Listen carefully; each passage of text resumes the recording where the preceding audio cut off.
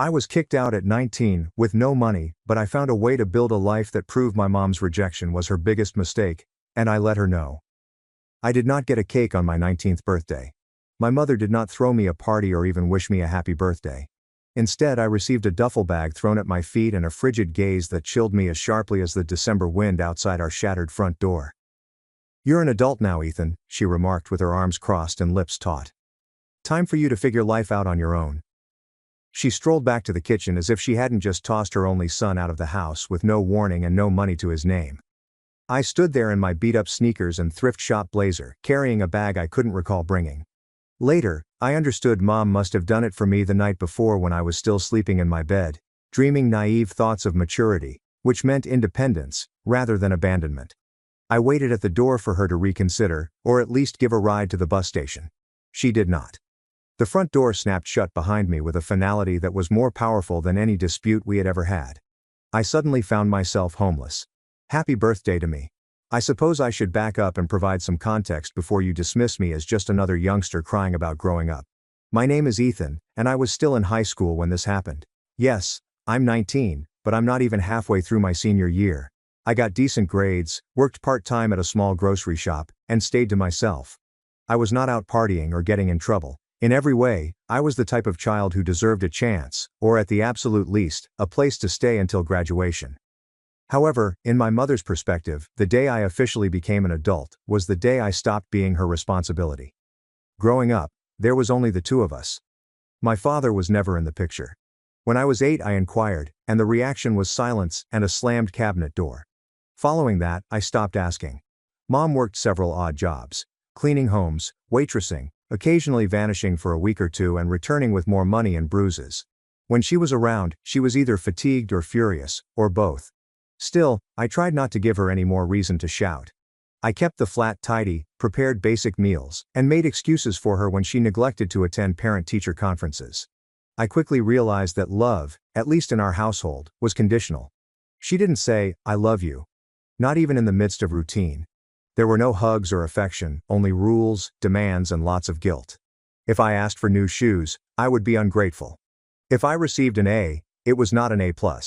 If I was silent, I felt gloomy. If I spoke out, I was being impolite.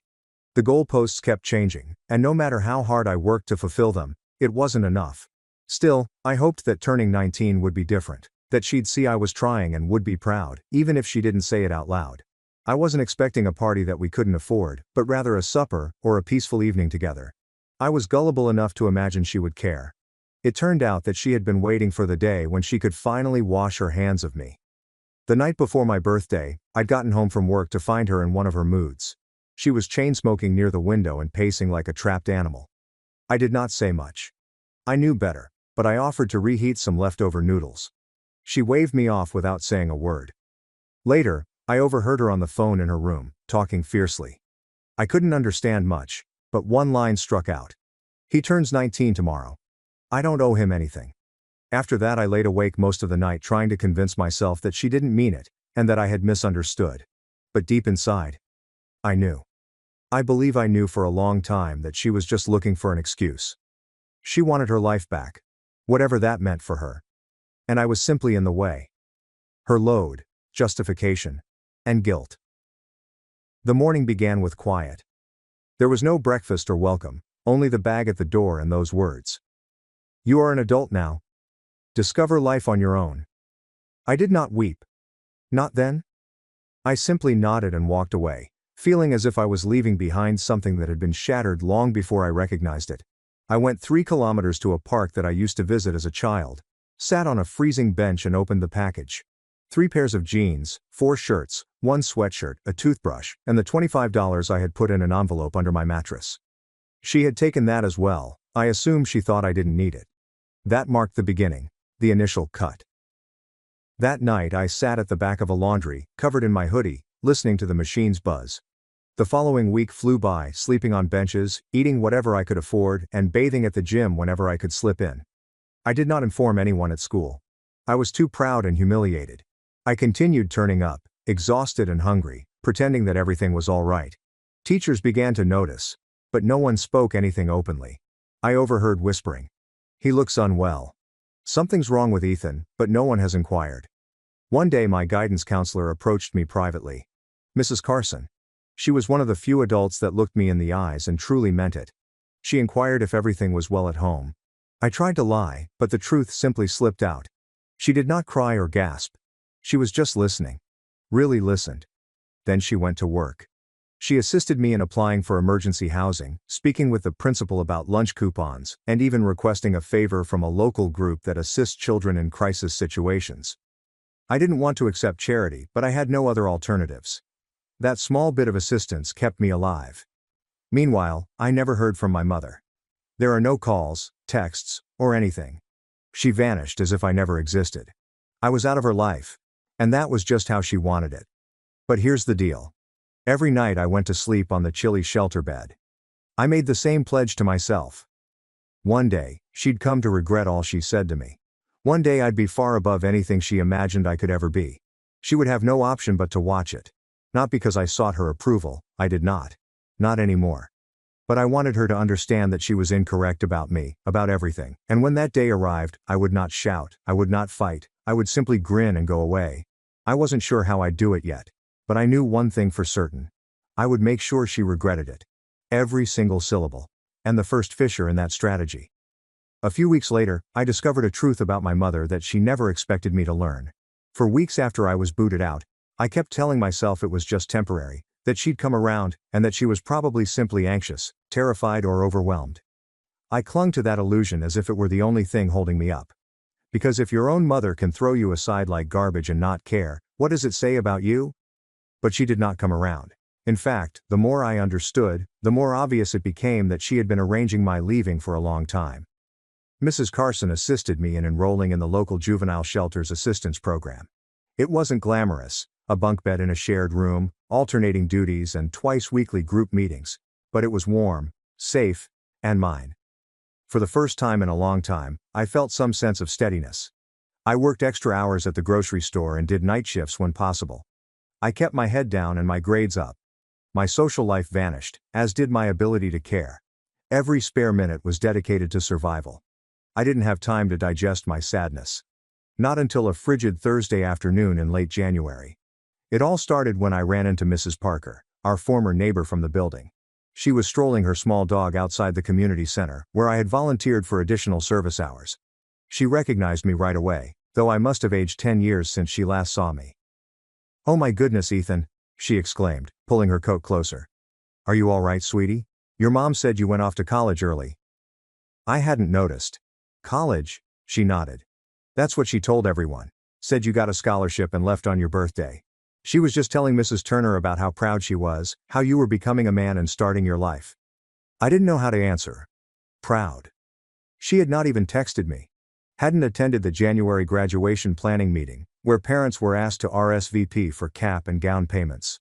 I was standing in front of a neighbor who was fed a dream while I was living in a shelter, eating quick noodles, and worrying if my uniform smelled like disinfectant. That was the first fracture in the falsehood.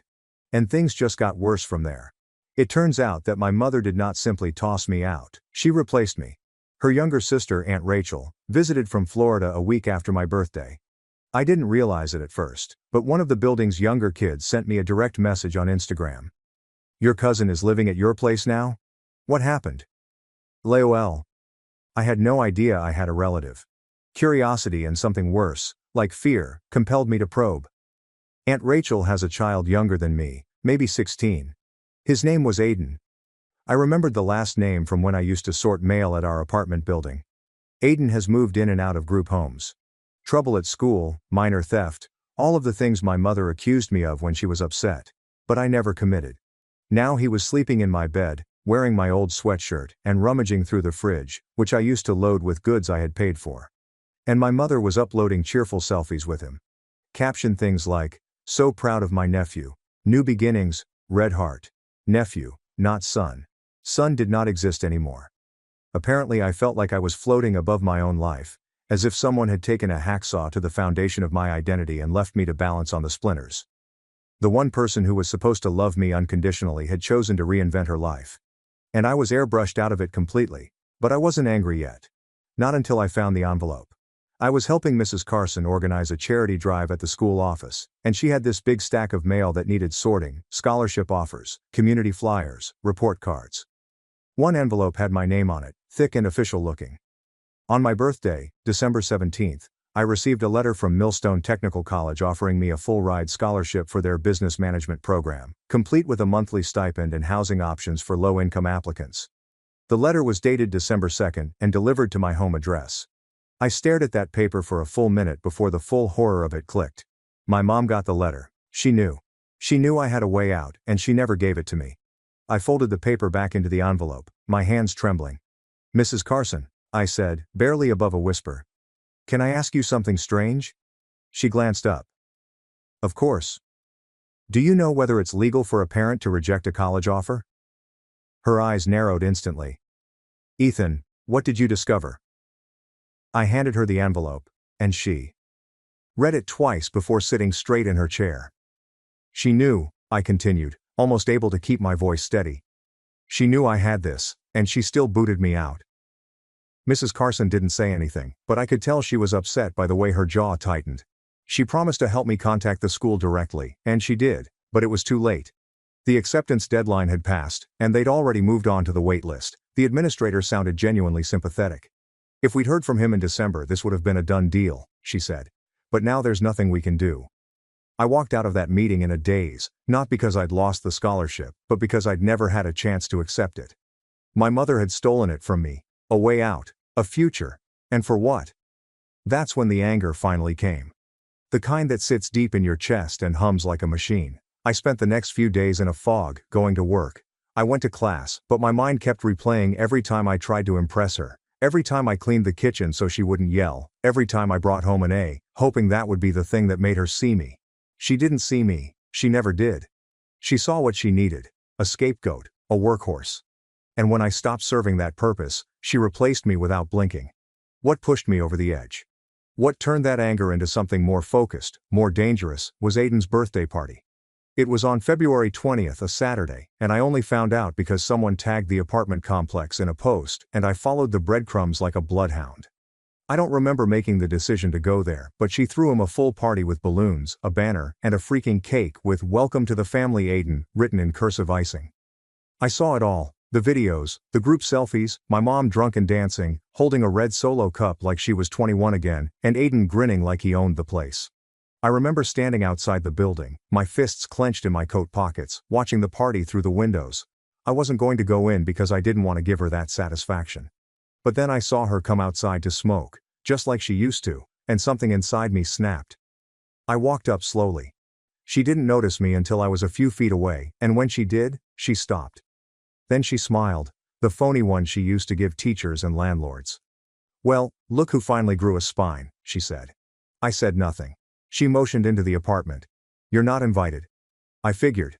She took a puff on her cigarette. "Are you still upset that I fired you? Grow up, Ethan. Life is rough. I did you a favor. You threw away my scholarship." Her smirk vanished.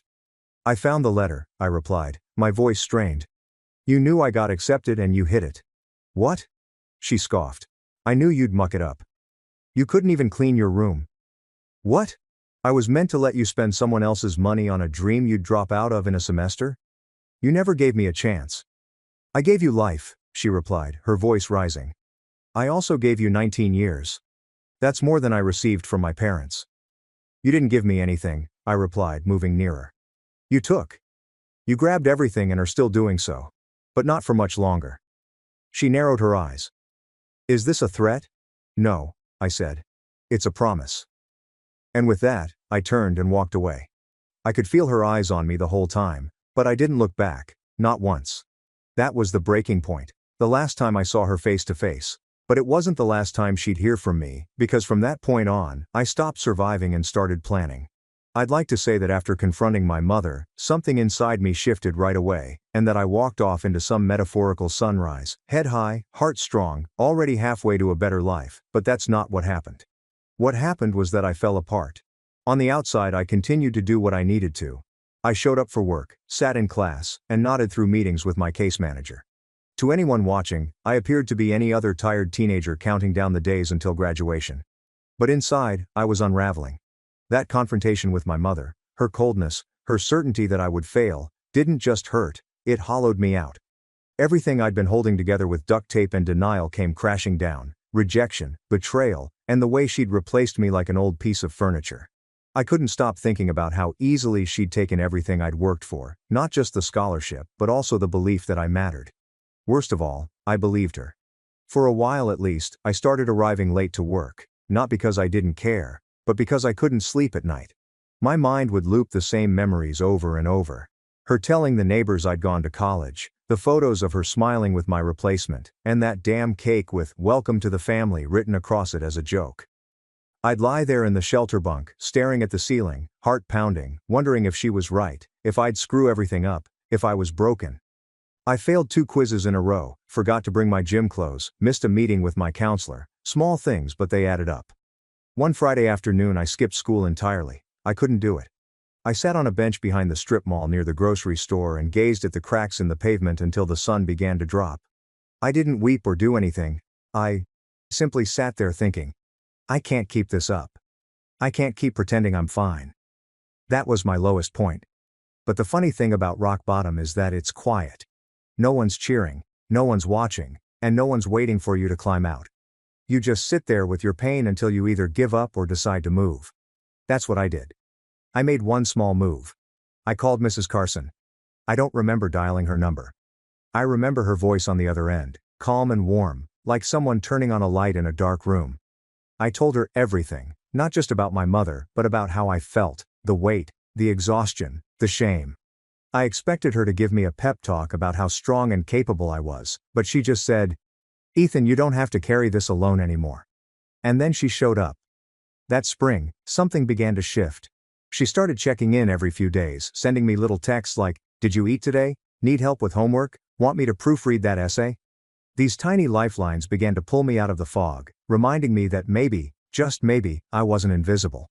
I stopped thinking about proving my mother wrong and started thinking about proving myself right, that I was worth more than how she treated me, that I could build something, not out of spite or rage, but out of a quiet, stubborn belief that I deserved better. I poured myself into school, showing up early, staying late, asking questions, and taking notes as if my life depended on it, which it did. My grades improved, and I began tutoring other students in math and economics, not for monetary gain, but because I enjoyed it. Education was the first thing I had that was solely mine, and I excelled at it. I used to spend my evenings at the youth center reading articles about small businesses, investment strategies, tax breaks, and anything else that could give me an advantage. I wanted to understand the world in a way that my mother didn't. One of the shelter volunteers, Jamal, noticed how much time I spent in the computer lab. He was this older guy, ex-military, real and no nonsense. One day, he sat down next to me and said, "You got hustle, kid. Have you ever considered establishing your own venture?" That thought lingered in my brain like a splinter, my own thing, and at first I shrugged it off. What could I possibly start? I was broke, living in a shelter, without contacts or a fancy degree, but Jamal persisted. He told me how he used to flip used cell phones on Craigslist, how he started with nothing but a cracked iPhone, and turned it into a side hustle that paid his rent. "It's not about starting big," he said. "It's about starting smart." So, I started. I noticed that people at the shelter always needed basics like socks, toothpaste, razors and chargers, but no one wanted to waste time going across town to the cheap stores. So I found a dollar store near my job that offered small bulk discounts, bought a few items, and resold them for 50 cents more in the shelter common room. People paid for the convenience. It wasn't much, but it was mine. I kept records, tracked profits, learned what people wanted, when they wanted it, and how to price it. I reinvested every penny. I bought used books on sales strategy and customer psychology. I watched YouTube videos about dropshipping and affiliate marketing. By the summer I had a binder full of notes and a spreadsheet that made me feel like a Wall Street analyst. More importantly, I had confidence, real earned confidence, not the loud kind, but the quiet kind, the kind that comes from knowing you built something from the ground up and no one can take it away from you. I didn't invite anyone to my graduation in June. Mrs. Carson was in the front row, and Jamal was also there, cheering as if he had raised me himself. There was no mother, no distant relatives, just me in a cap and gown coming across a stage with a piece of paper that said I mattered, that I made it. I felt like I had a family for the first time in my life. Not the kind you're born into, but the kind you find when everything else falls apart. After the ceremony, I didn't cry. I just stood there staring at the crowd, realizing that I'd done it. I'd survived. I'd rebuilt, and I wasn't done yet. That fall, I enrolled in a community college, not Millstone Tech. My scholarship had been given away months before, but it didn't matter. I got financial aid, applied for every grant and local scholarship I could find, took out a small loan, and kept working. Evenings at the store, weekends running my little supply stand at the shelter. I moved into a subsidized student housing unit, tiny but mine, and slept on a mattress on the floor, surrounded by textbooks and boxes of dollar store toothpaste. And I was happy because I wasn't surviving anymore. I was building brick by brick, dollar by dollar, grade by grade, and by the time I turned 20, I was running an online shop out of my dorm. Nothing fancy, just curated care packages for students and shelter programs, basic needs bundled together. I'd personalize them, add handwritten notes, and even offer discounts to shelters where I'd once stayed. I didn't obsess over it like I used to, but it lingered like a low hum in the back of my mind. Orders began to come in, and word spread. I wasn't just rebuilding my life. I was building something bigger. Despite everything else, the grades, the business, the new life, there was one thing I couldn't shake. The promise I made to myself that one day she would regret everything. Because while I was rising, I knew something else was happening, something on the other side of town, something about to collapse. The thing about vengeance is that it doesn't come to you. You have to build it slowly, brick by brick, not in a movie-style way where the protagonist just magically levels up, gets a haircut, and launches some dramatic confrontation that changes everything overnight. No, true vengeance, the kind that stings, requires patience, timing, and discipline. You don't win by yelling louder or throwing punches.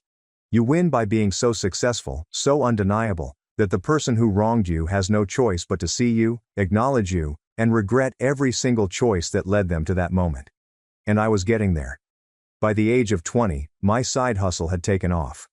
What began as a box of care products and snacks in a shelter common room had grown into a modest but steady e-commerce business called Packlight, with simple, clean branding and care packages tailored to college students, low-income families, and shelters. I'd built a Shopify store, learned basic SEO, and reinvested every penny I made in stock and site design. But it wasn't just about money, it was about creating something that no one could take away from me. I kept it all quiet, no bragging, no posts. Not even my professors knew the full scope. I didn't want eyes on me until I was ready. I still remember my mother's reaction when I told her she had stolen my scholarship. That cold, smug smirk that said, "You'll never be anything without me." I wanted to burn that image out of my mind, and the only way to do that was to make her eat her words. But to do that, I needed more than success. I needed a plan, and strangely enough, it began with Aiden. I didn't care much for him at first. He was just a pawn in all of this, a new warm body for my mother to manipulate, parade around, and guilt trip into loyalty. I assumed he'd vanish like everyone else in her life, but then I got an email from a girl I used to go to high school with. We weren't close, but we had a few classes together. She messaged me unexpectedly one afternoon with the subject line, "Hey, is this your cousin?" There was a snapshot attached, a Reddit topic, one of those anonymous community boards for our area, with the post title, "Aiden from Unit 14 observed taking phones from gym lockers again." I opened it with a horrible sensation, and the thread had a few fuzzy photographs. A quick search of his full name on Facebook led me to a few public posts, angry rants from people who'd been scammed, PayPal chargebacks, and lost dog fundraisers that seemed out of place. Another comment mentioned that he'd been banned from 2 different youth centers, and a third claimed he tried to sell stolen AirPods at a mall kiosk. I even found an old post from Florida. "Watch out for this kid known for stealing laptops from schools." I sat back in my chair and just stared at the screen. It was all so familiar. This was who she kicked me out for. This was the person she gave my bed, my room, my life to. Suddenly I understood something I hadn't before. My mother didn't just betray me, she gambled. She wanted to rewrite her narrative, to become the good, loving guardian to a troubled child, the kind of person she could brag about to neighbors and post about online. But she was too arrogant to recognize that she was repeating the same pattern. That gave me my first opportunity, not for vengeance, but for information. I started watching Aiden from a distance online only. Social media, local Reddit pages, group chats from high school alumni. He was messy. The kind of kid who bragged about the dumbest things. He'd post photos with wads of cash, claiming it was from legitimate side hustles. He made TikToks flexing in sneakers I recognized from my old closet, the ones I saved up for junior year, and the ones I thought I lost in a move. He was walking around in pieces of my past, smiling like he earned them, and that's when I started the burner. A fake Reddit account and a new Instagram profile, completely untraceable. I used it to quietly comment on threads, spark conversations about Aiden, and ask loaded questions, nothing obvious, just enough to pique people's interest. I was working a shift at the grocery store on a sleepy Sunday, holding a basket, hair curled, and cheap perfume trailing behind her like a cloud of denial. I didn't need to fabricate anything. His own history was the bomb, and I simply handed people the match. She didn't notice me because I was bagging groceries at the end of the express lane, but I did notice her and who she was with. A tall, possibly late 40s man in a suit jacket over jeans who looked expensive but casual, as if he was trying to appear humble but failing miserably. They weren't holding hands, but their body language was undeniable. She was laughing, twisting her hair, performing that phony giggle she used when she wanted anything, and they went right by me. She didn't even look up, so I asked the cashier next to me, "Do you know who that guy is?" "Oh, him," she said. "That's David. Arrives often. He owns a handful of the IT businesses downtown."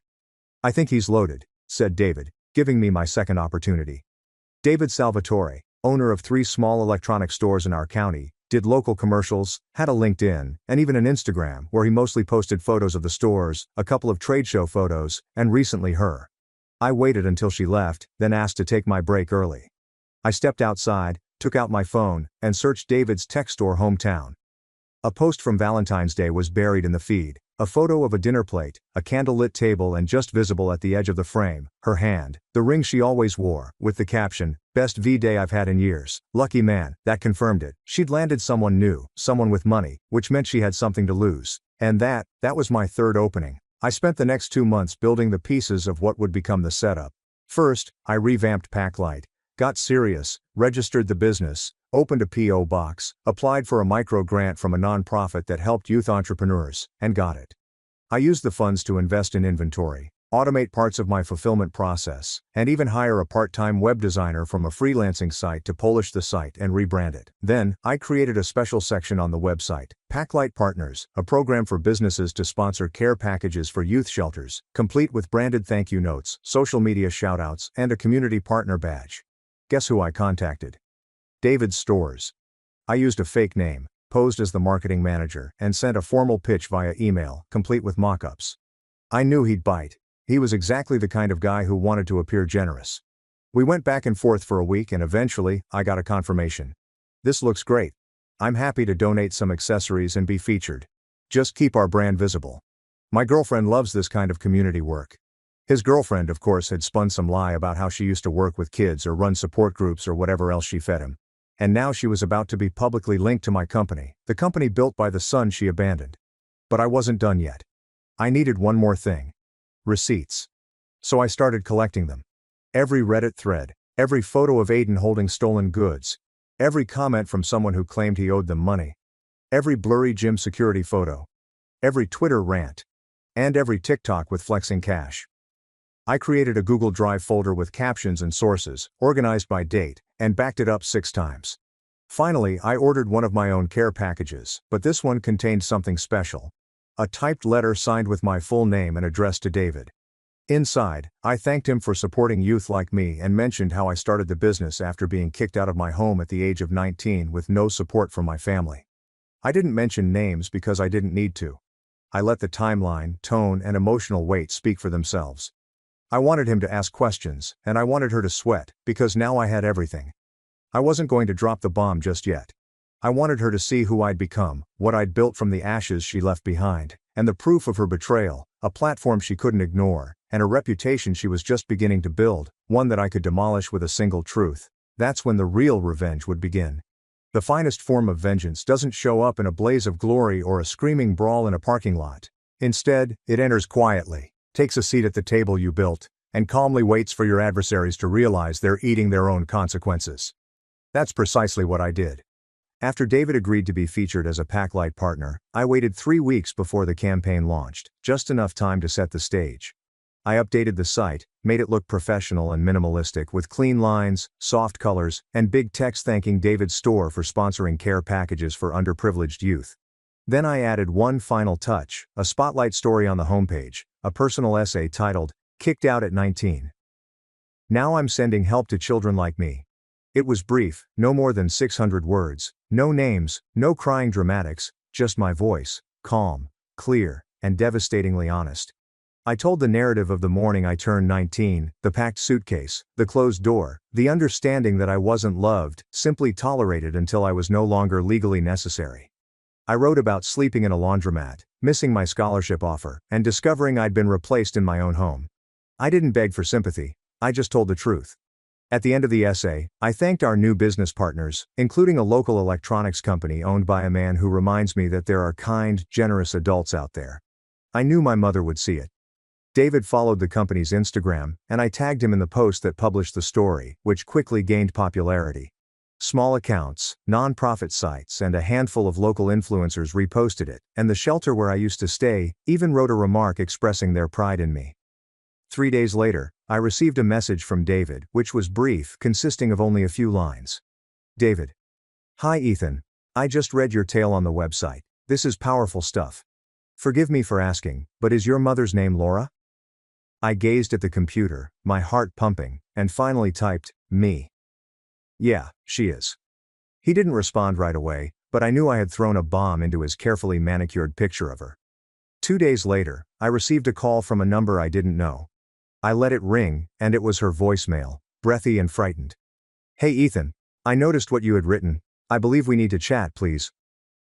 I didn't react. The next day, another voicemail arrived, followed by a third, each more desperate than the last. By the end of the week, the Packlight Instagram had a rush of new followers. Many others commented on the post, sharing their own experiences, but a select handful had something different to say. Hi, is that the same Laura from Unit 14C? Wait, she's the mother.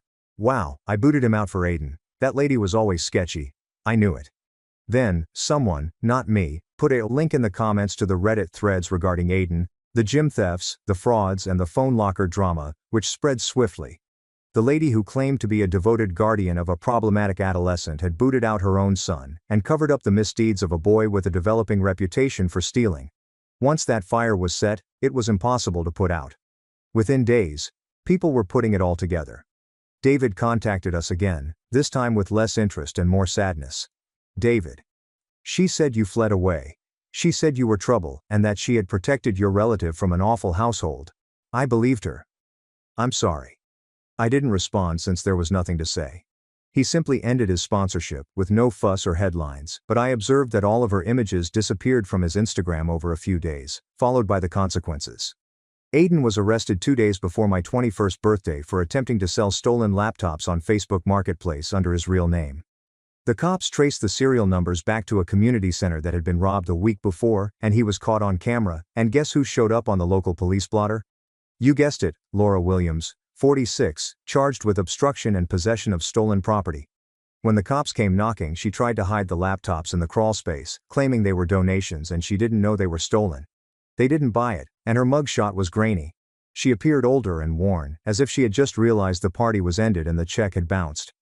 I preserved the photo to remind myself that karma exists, even if it moves slowly. David severed relations with her, and I heard from someone at the business that he was upset. She attempted to play the victim, claiming I was lying. The internet had twisted the story, but the receipts were public. The truth didn't need my defense. It stood on its own. She lost the apartment soon after. She couldn't pay rent without David, electronic stores stopped donating to her causes, and she tried to crowdfund for legal fees, but it failed. Someone linked my essay to a GoFundMe page, but the goal never exceeded $100. I never went to see her, never called, because I'd already won. Not by shouting, not by slamming doors, but by living well, by creating something she couldn't touch, and by becoming the man she said I'd never be. Today, I run Packlight full-time, ship nationwide, and work with shelters in 4 states. I've spoken at conferences, mentored teens who've gone through worse, and my story has been featured on a few podcasts and even a nonprofit documentary crew. But I don't tell this story to make people feel sorry for themselves. Rather, I tell it to remind them. Sometimes the people who should defend you won't. Sometimes family isn't blood, and sometimes the finest vengeance is quiet, calculated, and served cold, complete with tracking, delivery, and a handwritten thank you card.